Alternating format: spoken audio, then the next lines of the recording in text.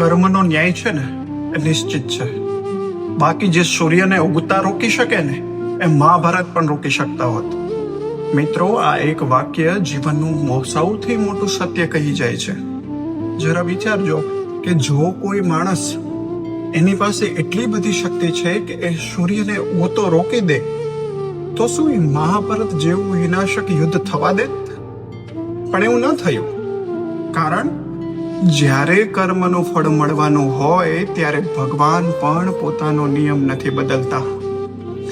મહાભારતમાં ભીષ્મ પિતામહ જેવા મહાન યોદ્ધા હતા, દ્રોણાચાર્ય જેવા ગુરુ હતા અને શ્રી કૃષ્ણ જેવા પરમાત્મા પણ હતા.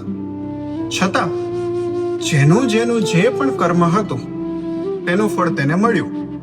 એટલે જીવનમાં ક્યારેય એવું ન વિચારશો કે મેં કોઈને છેતરી દીધા છે, મેં કોઈને દુઃખ પહોંચાડ્યું છે, મેં કોઈને કશું કહી દીધું છે, છતાં પણ મને કંઈ નહીં થાય.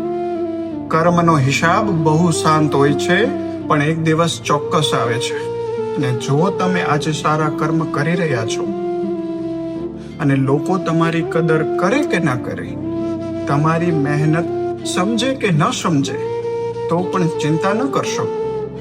કારણ કે કર્મ ક્યારેય કોઈનું દેવું રાખતું નથી.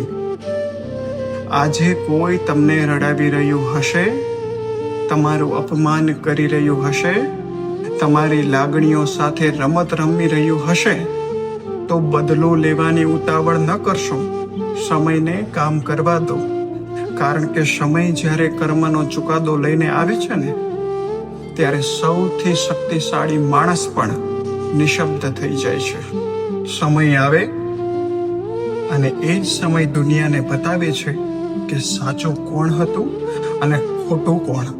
તો આજે એક સંકલ્પ કરીએ, કોઈનું ખરાબ નહીં કરીએ, કોઈને છેતરશો નહીં અને એવું જીવન જીવશું કે જ્યારે કર્મ આપણો હિસાબ કરે ને, ત્યારે આપણું માથું શરમથી નીચું નહીં, ગર્વથી ઊંચું રહે.